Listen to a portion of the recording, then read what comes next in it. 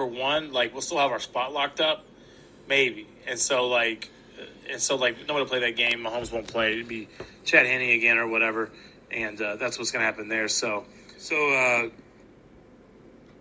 it. That Cowboys-Chiefs game I was talking about. What date you got on there? December 13th, 1998. Okay, 98. So, we're talking it's not farewell tour yet. No. It's almost farewell tour. So Chiefs 20, Dallas 17. Dallas finished, or after that game, Dallas was 8-6. The Chiefs were 6-8. You got box score pulled up there? Got some of it. So the scoring, Pete Stoyanovich, 24-yard field goal. There you go. In the first quarter. Richie Cunningham for Dallas in the second quarter, 32-yard field goal. So your halftime score is 3-3. Then Chiefs, Bam Morris had a 1-yard rush. Yeah.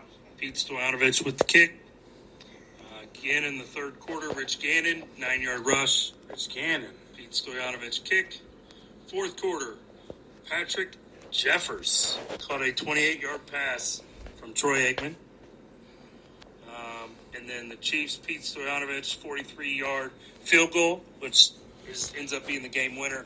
And then Emmitt Smith caught a pass from Troy Aikman for a touchdown. I do remember Stoyanovich, and I do remember Bam Morris.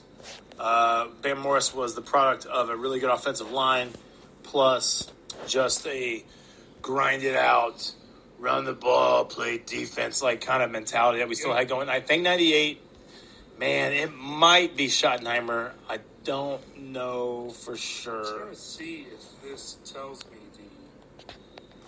because I think it doesn't say the coach. I think so. I think Jim, do you know, was Marty still here in? It's 98. Don't know. All right. I think it's but the attendance was 77,697. sold out So sold out crowd all the way. It says the weather was 41 degrees. Well, that's not bad. I remember it being colder than that. Nah, dog. Well, you know what? It might have got colder as the game went on. That might be kickoff temperature. 41 down to game. 12.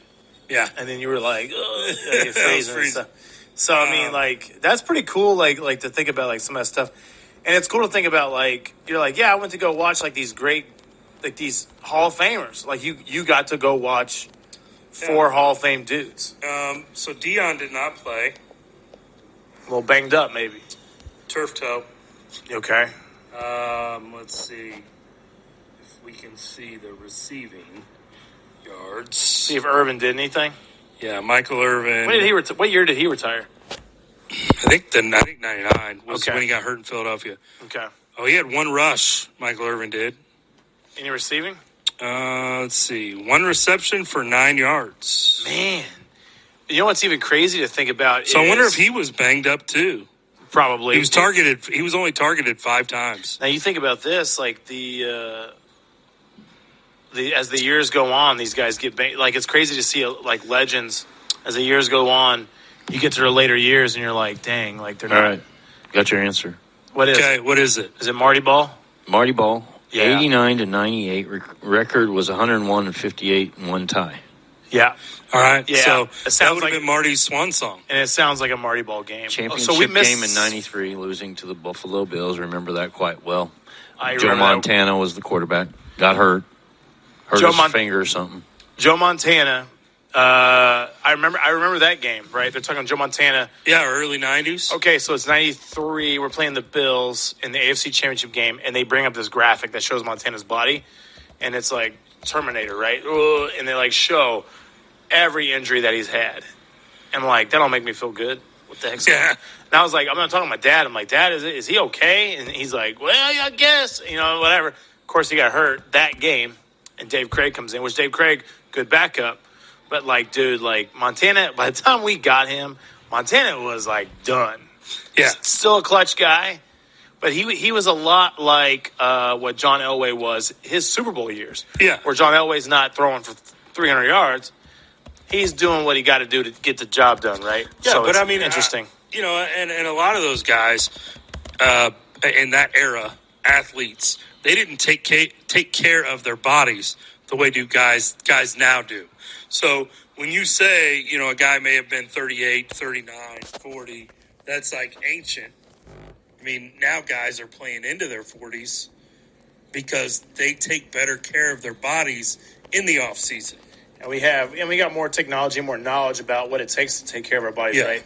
So you got the cryo chambers, and you have like full-time nutritionists, which they might have had them back then, but who knows what they were telling them to eat, where now it's like super strict diet. And even some of these guys, even like it's so ingrained in them that they even keep these diets like after they're done playing, right? I saw Terrell Owens the other day, last night. Yeah, last night he was there with Ocho Cinco. Yeah. T.O. looks good. Which Ocho Cinco looked good. Ocho Cinco looked ripped. The crazy thing about Ocho Cinco, we're talking about nutrition. Ocho Cinco said for this boxing match, real quick, he said that was the first time he ate healthy. He ate McDonald's his whole NFL career. Yeah, I've heard that. Solely like McDonald's. He said he was talking to Brandon Marshall. They have a podcast or whatever, and he says I ate so much McDonald's that calloused my body so that I never got hurt. And it's a joke, but it's like, dude, how could a guy eat so trash and be just still a freak? Some guys just have genetics like that. Mm-hmm. You know what I mean? So that's interesting. I love deep diving into some of this, our past stuff. And it's crazy to think that when you're talking 99 or 98, that it's 23 years ago. Yeah. That's crazy. I know. I mean, it's crazy. Like our high school reunion, our 20th high school reunion is coming up this summer. Like, it's crazy to think. 2001, 2021, 20 years. I couldn't believe that it popped up on my, like a Facebook invite popped up, and I was like, 20? Man, 20 years I've been there? But I'm like, yeah, I'm 38. Like, yeah, it makes sense. Yeah. I'm like, dude, I don't know about that. So that's crazy that it's 20 years or whatever. But yeah, It's crazy. Time flies by. I mean, think about it in like just a few years. I mean, in a few years, we'll be talking like, there's like people that are born after like in the year 2000 can drink now. Yeah. Like I have a thing at work that like it shows the age thing. Like it's just every register has the age thing on there. And I'm like, 2000 and you can drink. That's crazy. Yeah. I have a kid that I work with that was born on 9/11. That's crazy. Wow. That would be crazy. And he talks about it and I'm like, you were born in? I'm in college and I remember that stuff. Yeah, So. I was at Southwest Baptist University at that time. It's crazy to think about that, though. Time just passes by so fast, which is a testament to any player that can last for 15 years, 20 years. Adrian Peterson's, right? Frank Gore, if he gets signed again. Like, AP hasn't been signed yet. But, like, think about those guys. Like that's crazy that they can make it that long. Yep. And we're still talking about them. So, we're on NFL. So, do you want to talk Julio Jones? Yeah, let's talk Julio Jones. Second and a fifth. Tennessee Titans. Going to Tennessee. I said it yesterday on Quick Bets that because that's kind of right when it was coming out as I was getting ready to do that show real quick. And just in case, if you don't know what Quick Bets is, we do a daily show on our Midwest Mike's channel. Quick Bets, it's brought to you by DJ Showtime, just like a lot of our stuff. But yeah, you can find it anywhere. Has DJ paid you yet? What's that? Has DJ paid Yes. Yeah, DJ. He paid you? He paid us, didn't he? Yeah, has he paid yet? Yeah. No, he actually hasn't paid for this year yet. I didn't get on about that. Oh, I didn't know that. I thought he did. I've been okay. All right, he's got a little leeway, I guess. Yeah, he got a little leeway. He's in. He's like a big time. Like now that like he got a thing at Westport. Yeah, now that like it's coming back, he's a Westport DJ now. Good for him. Yeah, a guy our age, older than us. 1 year older. Westport DJ. Yeah, I feel that's crazy. Yeah, so check him out. But anyway, so Quick Bets, if you're into sports gambling, it's a 1 to 5 minute show every day, just with a couple quick bets. I mean, that's where we got the name, just a couple bets. But I talked about it a little bit yesterday on there. But Julio Jones going to the Tennessee Titans. I didn't know that it was for a second and a fifth yet. That part hadn't come out. You were talking about yesterday. Yeah. But it's barring any setbacks, is what Schefter and those guys are saying. Do you see any setbacks? No, I don't. But anyway, so Julio, going to the Tennessee Titans. I think it makes them the favorite in that division. Jacksonville trash, Houston trash, Indianapolis, we don't know because, I mean, you don't know what you're going to get with Carson Wentz. Are you getting 2017? Yeah, 18. 16 or no, it's 17 or 18. Are you getting that version of Carson, or are you getting last year's version, which he looked like he was kind of like, I don't want to play because this sucks. Anyways, I do agree with you that it makes Tennessee the favorite for that division. And the thing about that is, even before they traded Julio, you can still say, oh, these boys, they're favored anyways, right? Probably best running back in the league, right? Mm-hmm. I mean, I don't think anybody can question that now with Derrick Henry. Best running back in the league, right? This guy, like, right now, bulldozes yes. people. And for the size he is, his speed is insane, right? And so you say, okay, he's the best. You have A.J. Brown over there, who's a phenomenal wide receiver. Yep. Probably underrated, right? They're in a good defense, and a coach that I don't know about being a top 5 coach or anything like that. A coach players buy into with Mike Vrabel, right? He played the game. People see him at practice. He does drills. Like, the dude is like, the players love this dude, right? So getting Julio to buy in will be an easy task. For me, the question mark is Tannehill. Mm-hmm. Where do you, just like, without going too in depth, where do you have him on your quarterback, like, spectrum? So just off the top of my head, put me on the spot. I would probably say Tannehill is top 12-ish. Okay. I like that. I mean, I wouldn't. He's definitely in the top half of the league, so I wouldn't put him under 16 for sure. Definitely not top 5. Right. So, No. I mean, I would say somewhere between 6 and 12. Like, if we were going to go through every quarterback in the league, I think he's a 6 to 12 type guy. Yeah, I like that range. For me, maybe not top 10, but Okay. like above 16. Okay, so maybe 11 to 16. Without pulling paper out and like going all the way down.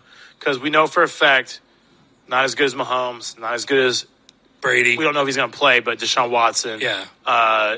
Russell Wilson. Yep. Not there, right? Aaron Rodgers is, I mean, right now you got to say Aaron Rodgers. He's better than Tannehill. So I would not put him in that category. Yeah. But you put him in the category of quarterbacks that, hey, does he win? Yeah. The answer is yes, he does. Especially since he went to the Titans. Does he win? And does he play pretty? He don't throw picks. The dude's pretty safe.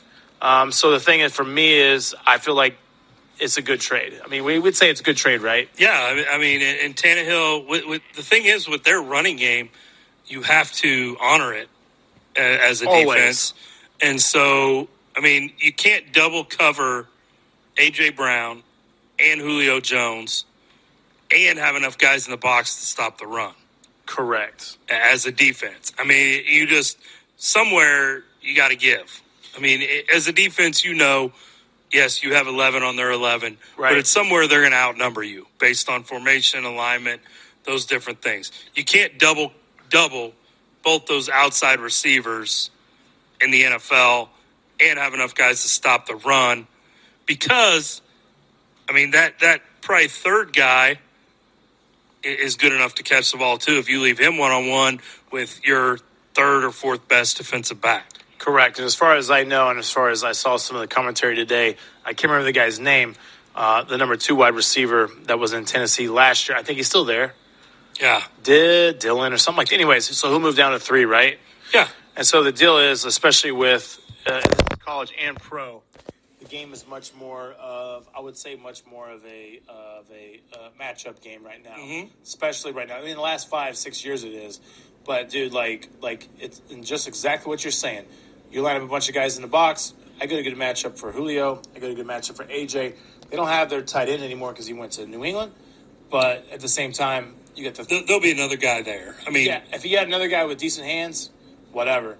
Third wide receiver, and then you got Derrick. Like, dude. So I think this is a win for the Tennessee Titans. Quick thought on that for you. Does it make them better than the Chiefs? Well, I don't think that they were better than the Chiefs before. Right. I definitely don't think they're better than the Chiefs now. Okay, I agree. Now, I did have them contenders in the AFC Me too. before the trade. I did too.